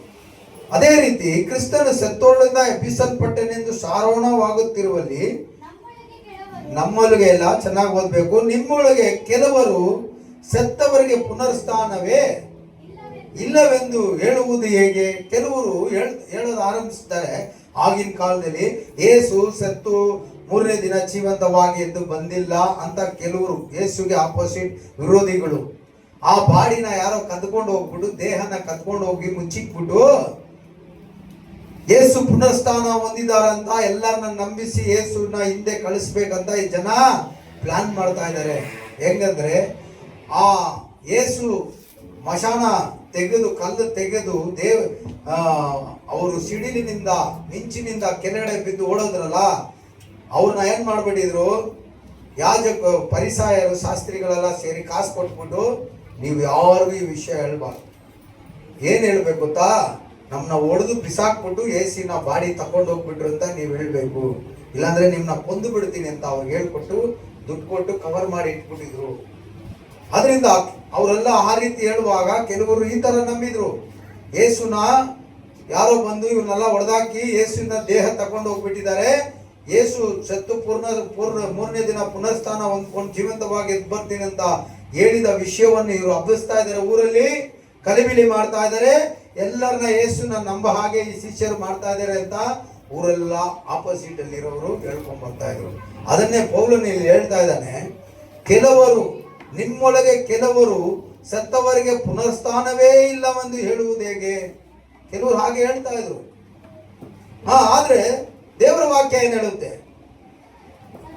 ಸತ್ತವರಿಗೆ ಪುನರ್ಸ್ಥಾನವಿಲ್ಲವೆಂಬುದು ನಿಜವಾಗಿದ್ದರೆ ಕ್ರಿಸ್ತನಾದರೂ ಎದ್ದು ಬರಲಿಲ್ಲ. ಸತ್ತವರು ಪುನರ್ಸ್ಥಾನ ಹೊಂದಿಕೊಳ್ಳಕ್ಕಾಗಲ್ಲ ಅಂದ್ರೆ ಯೇಸು ಕೂಡ ಸತ್ತು ಪುನರ್ಸ್ಥಾನವಾಗಿ ಬರಕ್ಕೆ ಚಾನ್ಸಸ್ ಇಲ್ಲ ಅಂತ ಪೌಲನು ಹೇಳ್ತಾ ಇದ್ದಾನೆ. ಆಮೇಲೆ ಹಲ್ಲೆಲೂಯಾ. ಅವಾಗ ಯೇಸು ಸತ್ತಿದ್ದು ನಿಜ, ಯೇಸು ಹೇಳಿದ ಹಾಗೆ ಮೂರನೇ ದಿನ ಜೀವಂತವಾಗಿ ಎದ್ದು ಬಂದಿದ್ದು ನಿಜ, ಯೇಸು ಶಿಷ್ಯರಿಗೆ ತನ್ನನ್ನು ತೋರ್ಪಡಿಸಿಕೊಂಡಿದ್ದು ನಿಜ, ಎಮ್ಮನೂರಿಗೆ ಹೋಗುವಾಗ ಶಿಷ್ಯರೊಟ್ಟಿಗೆ ಮಾತನಾಡ್ಕೊಂಡು ಬರೆದಿದ್ದು ನಿಜ, ಮೇಲಂದಸ್ತಿನ ಮನೆಯಲ್ಲಿ ತನ್ನ ಶಿಷ್ಯರುಗಳು ಸಿಪಾಯಿಗಳಿಗೆ ಭಯ ಬಿದ್ದು ಒಳಗಡೆ ಇದ್ದು ಪ್ರಾರ್ಥಿಸ್ತಾ ಇರುವಾಗ ಅವರ ನಡುವೆ ಬಂದು ನಿಂತು ನಿಮಗೆ ಸಮಾಧಾನವಾಗಲಿ ಅಂತ ಹೇಳಿದ್ದು ನಿಜ. ಮತ್ತೆ ಇನ್ನೊಂದು ಸತಿ ತೋಮ ಇರುವಾಗ ಯೇಸು ಅವ್ರ ಮನೆ ಒಳಗಡೆ ಬಂದು, ತೋಮ ನೀನ್ ಸಂದೇಹ ಪಟ್ಟಲ್ಲ, ಈ ಆಣಿ ಹೊಡೆಯಲ್ಪಟ್ಟ ಈ ತೂತಲ್ಲಿ ನಿನ್ನ ಬೆರಳಾಕಿ ನಂಬು ಅನ್ನುವಾಗ ಅವನು, ಸ್ವಾಮಿ ನನ್ನನ್ನು ಕ್ಷಮಿಸು ಅಂದ. ಹಲ್ಲೆಲೂಯಾ. ಅದಕ್ಕೆ ಯೇಸು ಹೇಳುದು, ತೋಮ ನೀನು ನೋಡಿದ್ರಿಂದ ನಂಬಿದ್ಯಾ, ಆದ್ರೆ ನಾನು ಹೇಳ್ತೀನಿ, ನೋಡಿದಿರ ನಂಬುವವನು ಭಾಗ್ಯವನು, ನೋಡಿದಿರ ನಂಬುವವನು ಧನ್ಯನು. ಹಲ್ಲೆಲೂಯಾ. ಇವತ್ತು ನೀನು ನಾನು ಯೇಸುನ ಆವತ್ತು ಅಪೊಸ್ತಲರು ಶಿಷ್ಯರು ನೋಡಿದ ಹಾಗೆ ನೋಡಿಲ್ಲ, ಆದ್ರೆ ವಾಕ್ಯದ ಮೂಲಕ ನಾವು ನಂಬುತ್ತೇವೆ, ಆದ್ರಿಂದ ನಾವು ಧನ್ಯರಾಗುತ್ತೇವೆ. ಆಮೇಲೆ ಹಲ್ಲೆಲೂಯಾ, ಪ್ರೈಸ್ ದಿ ಲಾರ್ಡ್. ಇಲ್ಲಿ ಅದೇ ಹೇಳ್ತಾ ಇದೆ ವಾಕ್ಯ. ಏನ್ ಹೇಳ್ತಾ ಇದೆ? ಕ್ರಿಸ್ತನು ಎದ್ದು ಬರಲಿಲ್ಲ. ಓದಿ, ಕ್ರಿಸ್ತನು ಎದ್ದು ಬರಲಿಲ್ಲವಾದರೆ ನಮ್ಮ ಪ್ರಸಂಗ ಉರುಳಿತ್ತು ಮತ್ತು ನಿಮ್ಮ ನಂಬಿಕೆ ಉರುಳಿಲ್ಲದು. ತಪ್ಪಾಗ್ಬಿಡ್ತದೆ. ಯೇಸು மரித்து உயிர் தெளிந்து வராவிட்டால் நாங்கள் சொல்லுகிற வார்த்தை பிரசங்கமும் தப்பாய்விடும், நீங்க கேட்ட வார்த்தையும் தப்பாய்விடும். அல்லேலூயா. வேதம் சொல்லுகிறது, இந்த வசனத்துல ஒரு வசனம் அதிகமாகவும் கூட்டக்கூடாது, அதிகமா ஒரு வசனத்தை எடுக்க கூடாது. எடுத்தா வேதத்துல சொன்னது போல அனைத்து சாபங்கள் நம்ம மேல வரும். அல்லேலூயா, ಪ್ರೈಸ್ ದಿ ಲಾರ್ಡ್. ಆಮೇಲೆ ಇದಲ್ಲದೆ ಸತ್ತವರು ಎದ್ದು ಬರುವುದಿಲ್ಲ ಎಂಬುದು ನಿಜವಾಗಿದ್ದ ಪಕ್ಷದಲ್ಲಿ ದೇವರು ಕ್ರಿಸ್ತನನ್ನು ಎಬ್ಬಿಸಲೇ ಇಲ್ಲ. ಎಬ್ಬಿಸಿದನೆಂದು ಸಾಕ್ಷಿ ಕೊಟ್ಟ ನಾವು ದೇವರ ವಿಷಯವಾಗಿ ಸುಳ್ಳು ಸಾಕ್ಷಿ ಹೇಳಿದವರಾಗಿ ಕಂಡು ಬಂದೆವು. ಓದಿ, ಸತ್ತವರು ಎದ್ದು ಬಂದಿರುವ ಇಲ್ಲವಾದರೆ ಕ್ರಿಸ್ತನು ಕೂಡ ಎದ್ದು ಬರಲಿಲ್ಲ. ಕ್ರಿಸ್ತನು ಎದ್ದು ಬರಲಿಲ್ಲವಾದರೆ ನಿಮ್ಮ ನಂಬಿಕೆ ನಿಷ್ಫಲವಾಗಿವೆ. ಹಂಗಂದ್ರೆ ವೇಸ್ಟು, ನೀವು ನಂಬಿರೋದು ವೇಸ್ಟ್ ಅಂತ ಅರ್ಥ. ನೀವು ಇನ್ನು ಪಾಪಗಳಲ್ಲಿಯೇ ಇದ್ದೀರಿ. ನೀವು ಯೇಸು ಸತ್ತು ಜೀವಂತವಾಗಿ ಎದ್ದು ಬಂದಿಲ್ಲ ಅಂದ್ರೆ ನೀವು ನಂಬಿದ್ರೆ ಇನ್ನು ನೀವು ಪಾಪದಲ್ಲೇ ಇದ್ದೀರಾ. ಯೇಸು ನನಗಾಗಿ ತನ್ನ ರಕ್ತವನ್ನು ಸುರಿಸಿ ತನ್ನ ಪ್ರಾಣವನ್ನು ಕೊಟ್ಟು ಸತ್ತು ಪುನರ್ಸ್ಥಾನವಾಗಿ ಬಂದಿದ್ದಾನಂತ ನೀನು ನಂಬುವುದರಿಂದ ನಿನ್ನ ಪಾಪಗಳು ಕ್ಷಮಿಸಲ್ಪಡುತ್ತೆ. ನಿನ್ನ ನಂಬಿಲ್ಲ ಅಂದ್ರೆ ಇನ್ನು ನೀನು ಪಾಪದಲ್ಲೇ ಇದ್ದೀ ಅಂತ ಅರ್ಥ. ಹಲ್ಲೆಲೂಯಾ. ಇದು ಮಾತ್ರವಲ್ಲದೆ ಕ್ರಿಸ್ತವರಾಗಿ ಯಾವುದು 18 ಇದು ಮಾತ್ರವಲ್ಲದೆ ಕ್ರಿಸ್ತವನರಾಗಿ ನಿದ್ರೆ ಹೋದವರು ನಾಶವಾದವರು. ಯಾಕಂದ್ರೆ ಕ್ರಿಸ್ತನಲ್ಲಿ ನಿದ್ರೆ ಹೊಂದಿದವರು ಯೇಸು ಸ್ವಾಮಿ 2ನೇ ಬರವಣಿಗೆಯಲ್ಲಿ ಆ ತುತ್ತೂರಿ ಧ್ವನಿಗಳು ಊದುವಾಗ ದೇವ ದೂತರು ಒಟ್ಟಿಗೆ ಆತನು ಬರುವಾಗ ಕ್ರಿಸ್ತನಲ್ಲಿ ಮೊದಲು ಸತ್ತವರು ಎದ್ದು ಬರುತ್ತಾರೆ ಅಂತ ವಾಕ್ಯ ಇದೆ ಥೆಸಲೋನಿಕ ಪುಸ್ತಕದಲ್ಲಿ. ಆ ಮಾತು ಸುಳ್ಳಾಗುತ್ತೆ, ಆ ಮಾತು ಅಬದ್ಧವಾಗುತ್ತೆ. ಇದು ಮಾತ್ರವಲ್ಲದೆ ಕ್ರಿಸ್ತನವರಾಗಿ ನಿದ್ರೆ ಹೋದವರು ನಾಶವಾದವರು ಈ ಜೀವಮಾನ ಕಾಲದಲ್ಲಿ ಪೂರ್ತಿಗೆ ನಾವು ಕ್ರಿಸ್ತನಲ್ಲಿ ನಿರೀಕ್ಷೆ ಇಟ್ಟುಕೊಂಡಿದ್ದೇವೆ ಹೊರತು ಮತ್ತೇನು ಇಲ್ಲದಿದ್ದರೆ ಎಲ್ಲಾ ಮನುಷ್ಯರಲ್ಲಿಯೂ ನಿರ್ಭಾಗ್ಯವಾಗಿ ಸರಿ. ಓದಿ. ಆದರೆ ಕ್ರಿಸ್ತನು ಸತ್ತವರಳಿಂದ ಎದ್ದು ಬಂದೇ ಇದ್ದಾನೆ, ನಿದ್ರೆ ಹೋದವರಲ್ಲಿ ಪ್ರಥಮ ಫಲವಾದನು. ஆமென். அவரே மரித்தார், அவரே உயிர் தெழுந்த விஷயத்துல இவர்தான் முதல் மனுஷன். அப்படின்னா தேவகுமாரன். லாசரு செத்தான், அவனே எஞ்சிக்கல, இயேசு தான் போய் எழுப்பினார். ஒரு விதவையோட மகன் இறந்து போனான், பாடையை தொட்டார், அவனே எஞ்சிக்கல, இயேசு தான் எழுப்பினார். ஒரு தோர்கா என்ற ஒரு சின்ன பொண்ணு மரித்து போச்சு, அதே எஞ்சிக்கல, இயேசு போய் எழுப்பினார். அல்லேலூயா. ஆனால் இயேசுவை மரித்து யாரும் இயேசுவை கொல்லல. அவர் சொல்றார், என் உயிரை கொடுக்கவும் எனக்கு அதிகாரம் இருக்குது, அதை மீண்டும் பெற்றுக்கொள்ளவும் அதிகாரம் இருக்குது, என் உயிரை யாருக்கும் எடுக்க முடியாது. சிப்பாய் போய் சிலுவையாண்ட பார்க்கும்போது, ஏன்னா சிலுவையில் 6 மணிக்கு மேலே அவங்களுக்கு ஓய்வு நாள் பண்டிகை இது ஆராதனை நாள் வந்துடுது. தீட்டுப்பட்டது எதுவுமே சிலுவை மேலே இருக்கக்கூடாது, அதனால எலும்பு ஒடிச்சா சீக்கிரம் செத்துறாங்கன்ட்டு 2 திருடனுடைய எலும்பு முட்டி எலும்பை ஒடிச்சிடறாங்க. இயேசுடைய எலும்பு ஒடிக்க போகும்போது இயேசு முதலே உயிரை விட்டுருந்தாங்க. ஆனா அவர் சொன்னார், என் ஜீவனை யாரும் எடுக்க முடியாது, என் ஜீவனை நான் கொடுக்க அதிகாரம் இருக்கிறது, மீண்டும் அதை பெற்றுக்கொள்ள அதிகாரம் எனக்கு இருக்குது. சங்கீதக்காரன் மோசே நியாயப்பிரமாண புஸ்தகத்துல, பழைய ஏற்பாடு புஸ்தகத்துல சங்கீதக்காரன் சொல்றான், ஒரு எலும்புனா கூட எனக்கு டேமேஜ் ஆகல. புரியுதுங்களா? இது இயேசுவை குறித்து தான் தீர்க்க தரிசனம். அதான் எம்மானூருக்கு போகும்போது சீசரோட இயேசு சொன்னார், மோசேயின் நியாய பிரமாணத்துல தீர்க்கதரிசிகள் மூலியமா என்னை குறித்து எழுதப்பட்டிருக்கிறது என்று உமக்கு தெரியாதோ? அல்லேலூயா, பிரைஸ் தி லார்ட். இயேசு எலும்பு ஒடிக்க போறாங்க. இயேசு முதலே அவர் சொன்னது போல, என் ஜீவனை நானே கொடுக்க அதிகாரம் எனக்கு இருக்குது, மீண்டும் அந்த ஜீவனை பெற்றுக்கொள்ளவோ அதிகாரம். அல்லேலூயா, பிரைஸ் தி லார்ட். அதுதான் சொல்லுது. என்ன சொல்லுது? ಮನುಷ್ಯನ ಮೂಲಕ ಮರಣ ಉಂಟಾದ ಕಾರಣ ಮನುಷ್ಯನ ಮೂಲಕ செத்தவರಿಗೆ புனஸ்தான உண்டாகுவது. நல்லா புரிஞ்சுக்குங்க. ஒரு மனுஷன் மூலியமா பாவத்தின் சம்பளம் மரணம்.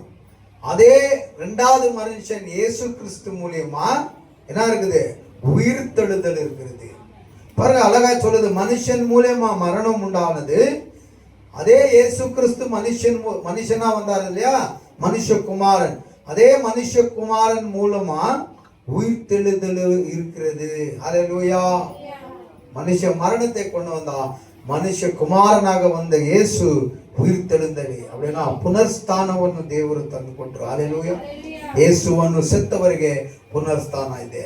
இயேசுவை குள்ள நம்பி வாழ்ந்து மரித்து போறவனுக்கு உயிர்த்தெழுதல் உண்டு. ஆமென். ஹல்லேலூயா.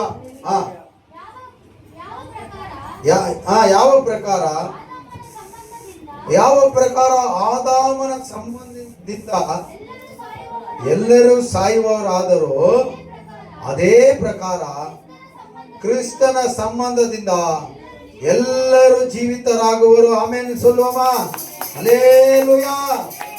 ஒரு மனுஷன் மூலமா மரணத்தை கண்டார்கள், அதே இன்னொரு மனுஷன் மூலமா ஜீவனை காண போகிறோம். அவர்தான் இயேசு கிறிஸ்து. ஆமென். அல்லேலூயா. மனுஷன் செய்த தவறை மனுஷனாக வந்து சரிப்படுத்தினார் இயேசு. ஆமென். பாருங்க, மனுஷன் மேல ஆண்டவருக்கு எவ்வளவு அன்பு. மனுஷனை படிச்சதும் அவர் தான், மூக்கு கண்ணு வாயெல்லாம் கொடுத்ததும் அவர் தான், ஜீவனை கொடுத்ததும் அதே மனுஷன் தவறு செய்தார் என்று அந்த மனுஷன் செய்த தவறை சரியாக திருத்தும்படியாக, அந்த தவறை சரியான வழிக்கு கொண்டு போகும்படியாக மனுஷனை போல அவர் அவதாரத்தை எடுத்து இந்த பூமிக்கு வந்தவர். அல்லேலூயா. மனுஷன் மூலியமா எப்படி மரணத்தை கண்டார்களோ, அதே மனுஷ குமாரன் மூலியமா என்ன பண்றாங்க? ಜೀವನೆ ಕಾಣಪೋகிறார்கள். அல்லேலூயா. ಆಮೇಲೆ ಆದರೆ ಪ್ರತಿಯೊಬ್ಬನು ತನ್ನ ತರಗತಿಯಲ್ಲಿರುವ ಇರುವನು. ಕ್ರಿಸ್ತನು ಪ್ರಥಮ ಫಲ, ತರುವಾಯ ಕ್ರಿಸ್ತನ ಪ್ರತ್ಯಕ್ಷದಲ್ಲಿ ಆತನವರು ಎದ್ದು ಬರುವರು.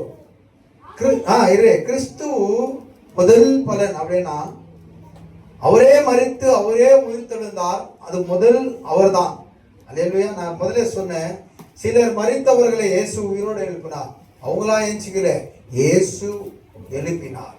ஆனா இயேசுவை யாரும் எழுப்பல. இயேசு மரித்தார், அவருடைய மகிமையே அவரை உயிர்த்தெழுந்த வச்சுச்சு. அதனால இந்த வார்த்தை சொல்லுது, என்ன சொல்லுச்சு? கிறிஸ்தனு பிரதம பலா, அவர் முதல் உயிர்த்தெழுந்த விஷயத்துல அவர் முதல். அதே போல கிறிஸ்துக்குள்ள இருக்கிறவர்கள் கூட அப்படின்னா கிறிஸ்தனு பிரத்யக்ஷದಲ್ಲಿ அப்படின்னா கிறிஸ்துவுடைய வருகையில கிறிஸ்துவை நம்பி இருக்கிறவர்கள் யாவரும் எழுந்து வருவார்கள். இது தெசலோனிகா புஸ்தகத்துல சொல்லப்பட்டிருக்கிறது. ஆமென். முதல் அவர் உயிர்த்தெழுந்தார், இரண்டாவது கிறிஸ்துவை நம்பின யாவரும் உயிர்த்தெழுது கொள்வார்கள் என்று இந்த வார்த்தை நமக்கு கற்றுக் கொடுக்குது. ಆಮೇನ್.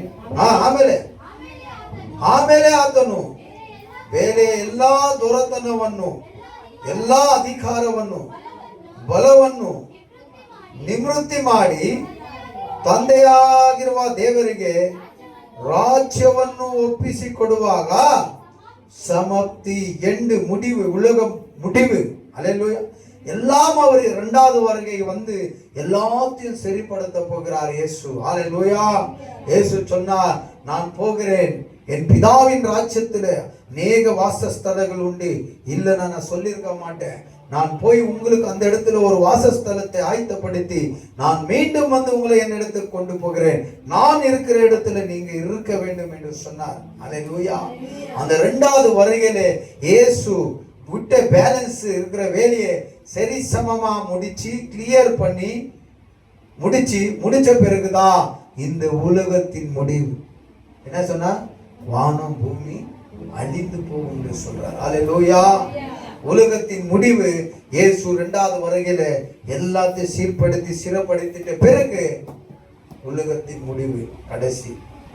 ಅப்புறம் ಯಾಕೆಂದರೆ ತಾನು ಎಲ್ಲಾ ವಿರೋಧಿಗಳನ್ನು ತನ್ನ ಪಾದಗಳ ಕೆಳಗೆ ಹಾಕಿಕೊಳ್ಳುವ ತನಕ ರಾಜ್ಯವನ್ನು ಆಳುವುದು ಅವಶ್ಯ.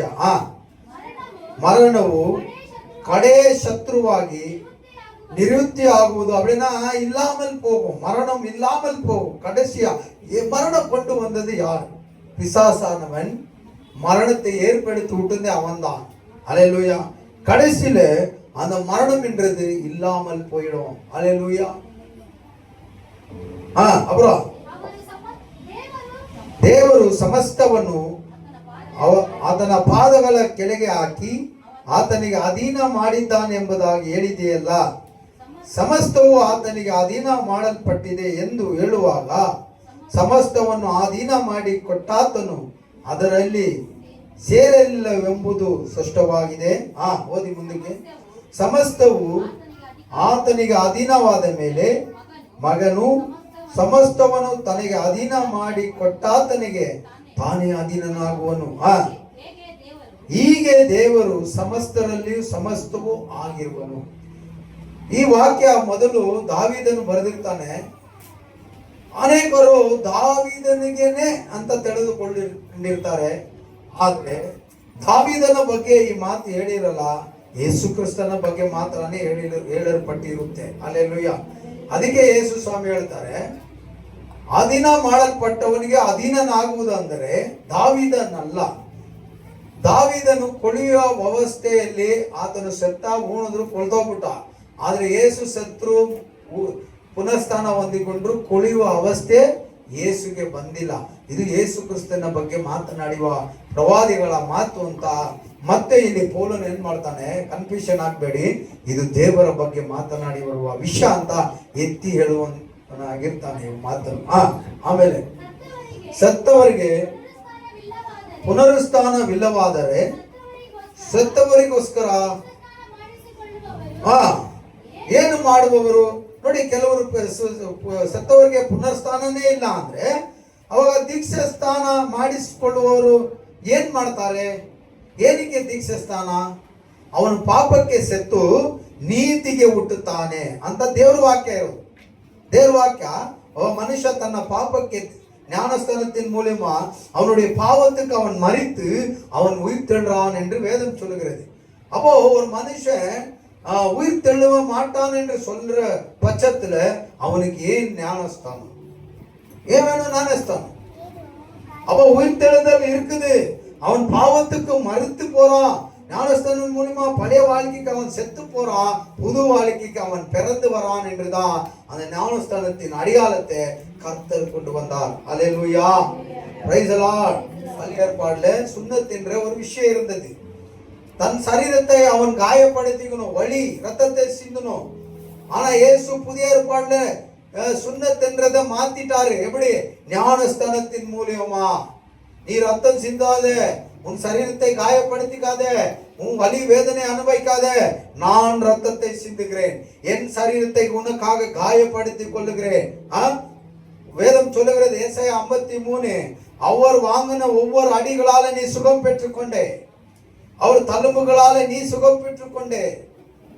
ஹல்லேலூயா. அப்போ நீ காயப்படுத்திக்காத, நான் காயப்படுத்திக்கிறேன் உன் பாவத்துக்காக. நீ ரத்தம் சிந்தாத, உனக்காக நான் ரத்தம் சிந்துறேன். நீ உயிர் தியாகம் கொடுக்காத, உனக்காக நானே உயிர் கொடுத்துறேன். ஹல்லேலூயா. நாம் அனுபவிக்க வேண்டிய தண்டனையை அவர் அனுபவிச்சு தீர்த்தார். ஹல்லேலூயா. அப்போ உயிர் தெழுறது என்றால் விஷயம் ಉண்மையானது என்று பார்க்கிறோம். ಆಮೇಲೆ ಎಲ್ಲಿದೆ ನಿಜವಾದ? ಯಾಕೆ ಅವರಿಗೋಸ್ಕರ ದೀಕ್ಷಾಸ್ನಾನ ಮಾಡಿಸಿಕೊಳ್ಳುತ್ತೀರಾ? ನಾವು ಸಹ ಅತನೇ ಇಲ್ಲೇ ಒಂದು ನಿಜವಾಗಿದ್ದರೆ ಯಾಕೆ ಅವರಿಗೋಸ್ಕರ ದೀಕ್ಷಾಸ್ನಾನ ಮಾಡಿಸಿಕೊಳ್ಳುತ್ತಾರೆ? ನಾವು ಸಹ ಪ್ರತಿ ಗಳಿಗೆಯಲ್ಲಿಯೂ ಯಾಕೆ ಜೀವದ ಭಯದಿಂದಿದ್ದೇವೆ?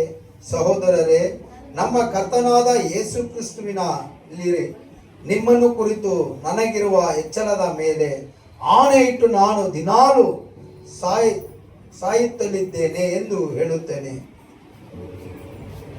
ನಾನು ಎಫೆಸದಲ್ಲಿ ಮೃಗಗಳೊಂದಿಗೆ ಯುದ್ಧ ಮಾಡಿದ್ದು ಕೇವಲ ಅಲ್ಲೆಲ್ಲ ಬಿಟ್ಬಿಡ್ರಿ, ನಮಗೆ ಸಮಯ ಇಲ್ದಿರ. ವಾಕ್ಯ 58 ಓದಿ.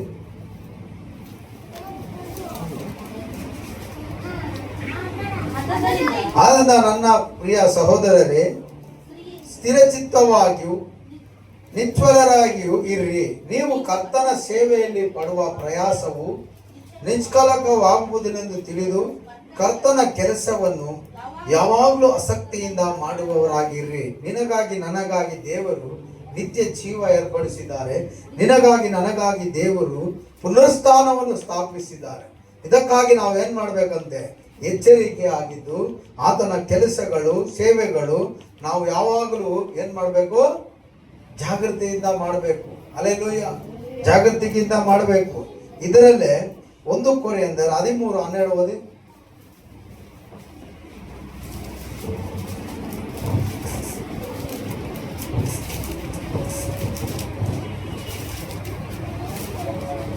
ಓದಿ 12. ಈಗ ಕಂಚಿನ ದರ್ಪಣದಲ್ಲಿ ಕಾಣಿಸುವಂತೆ ದೇವರ ಮುಖವು ನಮಗೆ ಮೊಬ್ಬಾಗಿ ಕಾಣಿಸುತ್ತದೆ. ಏನ್ ಹೇಳ್ತದೆ ವಾಕ್ಯ?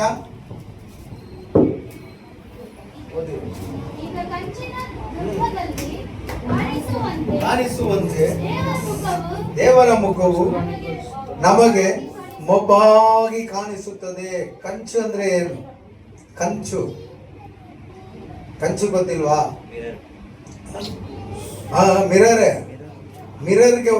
ಮಿರರೇ ಕಂಚಂದ್ರೆ ಏನ್ ಗೊತ್ತಾ? ತಾಮ್ರ ನೋಡಿದ್ದೀರಾ? ಕಾಪರ್ ತಟ್ಟೆ ನೋಡಿದ್ದೀರಾ? ಅದು ಹೊಳಿತಂತಾನೆ, ಶೈನಿಂಗ್ ಆಗಿದೆಯಾ? ಇಲ್ಲ. ಹೆಂಗಸರು ನೋಡಿದ್ರೆ ನೀವೆಲ್ಲ ತಿಕ್ಕಲ್ವೇನೋ, ಹುಣಸೆನ ಹಾಕಿ ಚಾಂಬಲ್ போட்டு தேய்க்கிறதுலேனோ. அதெல்லாம் அந்த காலத்துல எல்லாரும் வீட்டுல இருந்துச்சு, இப்பெல்லாம் இல்லை. இப்போ இருந்தா கூட சும்மா ஷோக்கு வச்சிருப்பாங்க. பாஸ்டர் அம்மாவுக்கு அதுதான் கேட்குறேன், 2 இதை கூட கடைக்கு இடம் போடுறேன், நல்ல ரேட்டு வருது, சும்மா ஏன் ஷோக்கு வச்சுக்கிறேன்? இந்த காப்பர் கழுவி அதை அதுல முகத்தை பார்க்கும்போது முழுமையான முகம் தெரியாது. அவ்வளோ கவர் கிளாஸ் மாதிரி இருக்காது. கொஞ்சம் என்ன பண்ணும், மொப்பா கொஞ்சம் டிம்மா தெரியும் இல்லையா, இல்லையா? ಅದಕ್ಕೆ ಒಪ್ಪಿಟ್ಟು பேசுறாரு. ಕಂಚಿನ ದರ್ಪದಲ್ಲಿ ಕಾಣಿಸುವಂತೆ ದೇವರ ಮುಖವು ನಮಗೆ ಮೊಬ್ಬಾಗಿ ಕಾಣಿಸುತ್ತದೆ. ಇರ್ರಿ, இப்போ நமக்கு கர்த்தர் பத்தி நம்ம ஊழியக்காரங்க பேச பேச பேச வேதத்துல இருந்து நமக்கு முழுமையா தெரியல, கொஞ்சம் டிம்மா தான் நம்ம பாக்குறோம். வேதத்துல இருந்து நம்ம படிச்சு சொல்லும் போது முழுமையா நம்ம விசுவாசிக்கல, முழுமையா கர்த்தர் இப்படி இருப்பார், முழுமையா கர்த்தருடைய வார்த்தை இப்படி சொல்லுதுன்னு நம்ம நம்பல. அது எப்படி தெரியுதா, மொப்பா கொஞ்சம் டிம்மா. இன்னைக்கு வயசானவங்க என்ன பண்ணுவாங்க, ஒன்னும் அவ்வளவு தெரியலப்பா சொல்லுவாங்களா இல்லையா, சுகர் பேஷண்ட் நாங்களும் சொல்லுவானான்ட்டு, அதுதான் இதை வாங்க. எனக்கு பைபிள்ல சின்ன எழுத்து சரியா தெரிய மாட்டேங்குது. அதே போலதான் வேதத்திலிருந்து நம்ம இயேசுவை இன்றைக்கு கொஞ்சம் கொஞ்சமா பார்த்துட்டு இருக்கிறோம். புரியுதா? கொஞ்சம் கொஞ்சமா பார்த்துட்டு இருக்கிறோம், முழுமையா நம்ம பார்க்கல. இயேசுவை கொஞ்சம் கொஞ்சமா பார்க்கிறோம், முப்பு முப்பா தெரியுது. அதான் சொல்ல வர. ಆಮೇಲೆ ಕಾಣಿಸುತ್ತದೆ, ಆಗ ಮುಖಾಮುಖಿಯಾಗಿ ಆತನನ್ನು ನೋಡುವೆವು.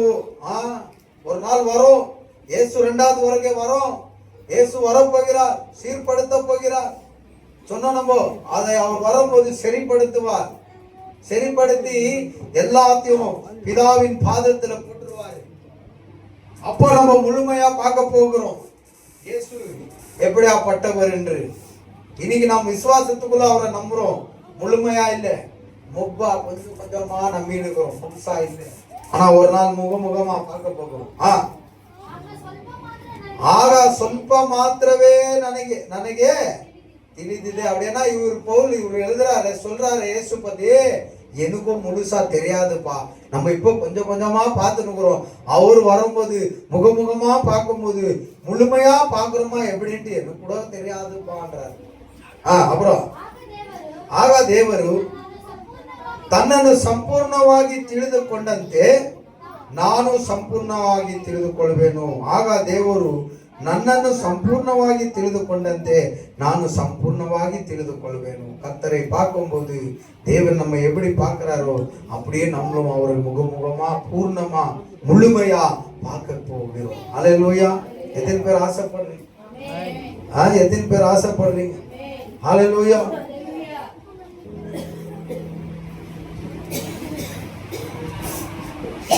அவரை நாம் சம்பூர்ணமா பார்க்க போகிறோம். ஆனா பார்க்கிறதுக்கு முன்பதாக நம்ம பேர்கள் புஸ்தகத்தில் எழுதப்பட்டிருக்கும். யாருடைய பேர் புஸ்தகத்தில் எழுதப்பட்டிருக்கிறதோ அப்படியாப்பட்டவர் அவரை சம்பூர்ணமா பார்க்க போகும். அல்லேலூயா. ஒரு வசனத்தை படிப்போம். 1 யோவான் 3ஆம் அதிகாரம் 2வது வசனம் படிங்க. இன்னொருத்தர் வெளிப்படுத்தின சுவிசேஷம் 20ஆம் அதிகாரம் 11வது வசனத்தை எடுத்து வச்சுக்கோங்க.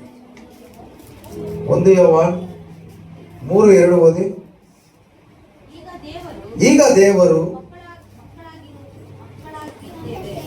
ಈಗ ದೇವರಿಗೆ ಮಕ್ಕಳಾಗಿದ್ದೇವೆ, ಮುಂದೆ ನಾವು ಏನಾಗುವೆವೋ ಅದು இன்னும் நமக்கு பிரத்யட்சமாகில்ல. ஹல்லேலூயா. இன்றைக்கு நாம் தேவனுக்கு பிள்ளைகளாக இருக்கிறோம், ஆனா அவருடைய வருகையில நாம் என்னவாக போகிறோம் என்று இன்னும் நமக்கு அது வெளிப்படுத்தவில்லை. தேவன் அவர் பிரத்யட்சம்னா அவர் எதிர்கொள்ளும் போது, தேவன் நம்மை எதிர்கொள்ளும் போது நாம் அவரை போல இருப்போமா என்று நமக்கே தெரியாது. தேவன் எப்படி இருப்பாரோ நாமும் அப்படியாக இருப்போமா என்று நமக்கே தெரியாது. எப்போ தேவனுடைய வருகையிலே தேவன் நம்மை எதிர்கொள்ளும் போது தேவனை போல நாம் இருப்போமா? இன்றைக்கு நாம் சொல்றோம், நல்லா கவனிங்க, இன்னைக்கு நாம் சொல்றோம், அப்பா பிதாவே என்று கூப்பிடுகிற புத்திர ஸ்வீகாரத்தின் ஆவியை தந்திருக்கு. இன்னைக்கு நாம் தேவனே பிள்ளைகளாக இருக்கிறோம், ஆனா தேவன் நம்ம எதிர்கொள்ளும் போது அப்படி நாம் இருப்போமா நமக்கே சந்தேகம். ஏன்னா இந்த வெளிப்படுத்தின சுவிசேஷம் 14ஆம் அதிகாரம் 20ஆம் அதிகாரத்துல 11ல இருந்து சில வசனம் என்ன சொல்லுதுன்னு பாருங்களேன். ಆಮೇಲೆ பாருங்க, பரலோகத்துல வெள்ளை சிம்மாசனத்தை கண்டேன். யாரு? யோவான் தரிசனத்தை பார்த்து சொல்றார், நான் வெள்ளை சிம்மாசனத்தை கண்டேன், அதர மேலே அந்த சிம்மாசனத்தின் மேலே உட்கார்ந்திருந்தவரை கண்டேன். இப்போ இயேசு நமக்காக பரிந்து பேசுகிறவரா இப்போ இந்த காலத்துல. ஆனா அவருடைய வருகை ஆன பிறகு அவர் சிம்மாசனத்தை ஏறினவரா அப்படின்னா நியாயாதிபதியா அவர் உட்கார போகிறார். ஆமென். நியாயம் தீர்க்கிறவரா அவர் காண போகிறார். அப்போ அந்த வெள்ளை சிம்மாசனம் நியாயத்தை தீர்க்கிற சிம்மாசனமா நமக்கு சொல்லுது. அந்த 11ல சொல்லுது. 11ல இருந்து பார்க்கும்போது ಆತನ ಎದುರಿನಿಂದ ಭೂಮಿ ಆಕಾಶಗಳು ಓಡಿ ಹೋಗಿ ಇನ್ನು ಕಾಣಿಸದೆ ಆಗಾಗುವುದು. ಇದಲ್ಲದೆ ಸತ್ತವರಾದ ದೊಡ್ಡವರು ಚಿಕ್ಕವರು ಸಿಂಹಾಸನದ ಮುಂದೆ நின்றிருவதன்னு கண்டேனோ. என்ன சொல்லுது? வெள்ளை சிம்மாசனத்திலே இயேசு இருக்கிறார்.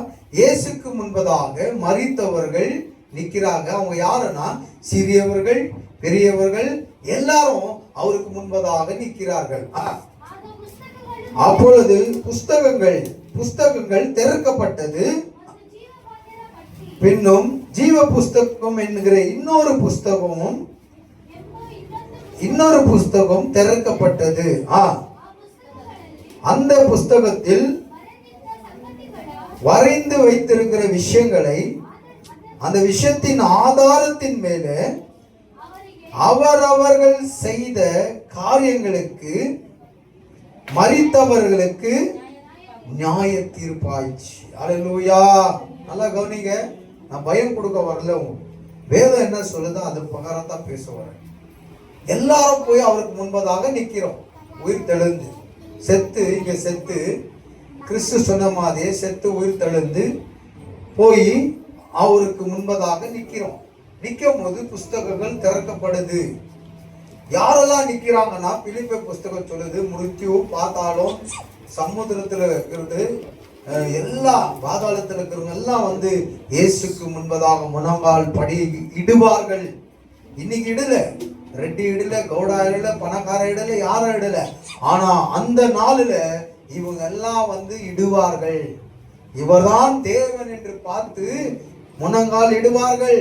இன்னைக்கு முனங்கால் படியிலனாலோ அன்னைக்கு முனங்கால் போடாத முனங்கால் எல்லாம் போடப்படும். இந்த நாளில புஸ்தகங்கள் திறக்கப்படுது. பாருங்க, சமுத்திரமோ தனக்குள்ள மரித்த ஆத்மாக்களை கொண்டு வந்து ஒப்பிடுகிறது. மிருத்யு, பாதாளம் அவங்களுக்குள்ள இருக்கிற ஆத்மாக்களை கொண்டு வந்து ஒப்பு கொடுக்குது. இங்க யாரெல்லாம் வருவாங்கன்னா பணக்காரன் ஐஸ்வர்யம் வந்து செத்து போய் பாதாளத்தில் இருக்கிறான் பாருங்க, அவன் எல்லாம் வந்து நிக்குவான் இயேசுக்கு முன்பதாக. அவர்களுக்குள்ள ஒவ்வொருத்தருக்குள்ளேயும் அவன் கிரியைக்கு நியாய தீர்க்கப்படும்.